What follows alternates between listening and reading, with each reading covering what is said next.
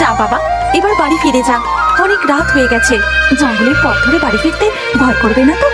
না না, কিচ্ছু হবে না। তারপর সিধু জঙ্গলের পথ ধরে বাড়ি ফিরতে থাকে। হঠাৎই তার গাটা কেমন ছমছম করে ওঠে।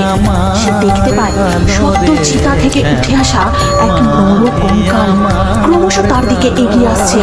তার গোটা গায়ে আগুন জ্বলছে, আর সে তার দাঁত বের করে বিচ্ছিরি ভাবে খিলখিলিয়ে হাসছে।